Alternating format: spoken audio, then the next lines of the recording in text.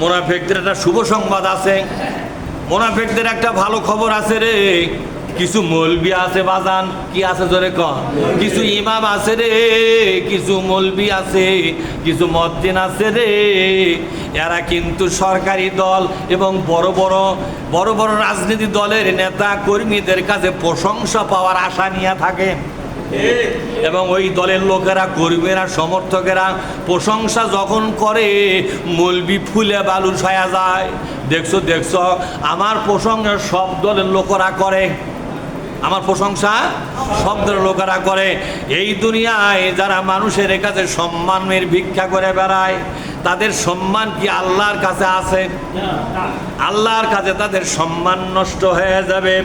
আল্লাহ পাক বলছেন, শোনো রে মুসলমান, এই মুনাফিকরা কিয়ামতের ময়দানে বিচার ব্যবস্থার পরে এরা থাকবে কোথায়? আল্লাহ পাক বলেছেন, শোনো মুসলমান, দুনিয়ার সমস্ত মুনাফিকদের ঠিকানা আমি কোরআনে বর্ণনা করে দিয়ে বলে দিলাম।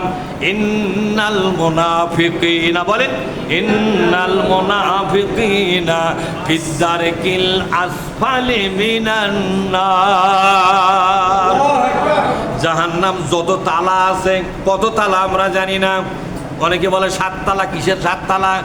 7টা শ্রেণীর কথা বলা আছে, কিন্তু এক একটা শ্রেণী যে কত তালা হবে তা আমরা জানি না, ওটা আল্লাহ ভালো জানেন।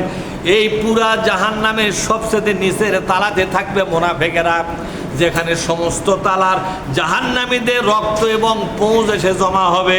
কি হবে জোরে কন? রক্ত এবং পৌঁছ পায়খানাগুলো গড়ে গড়ে নিচতলায় জমা হবে।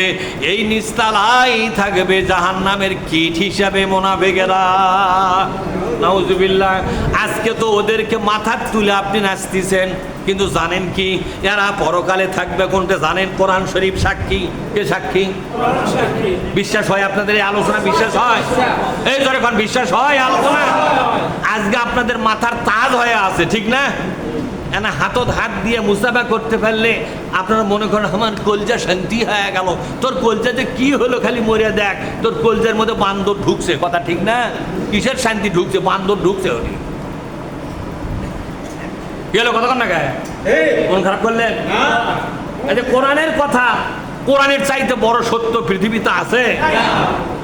যেরকম আছে নাকি?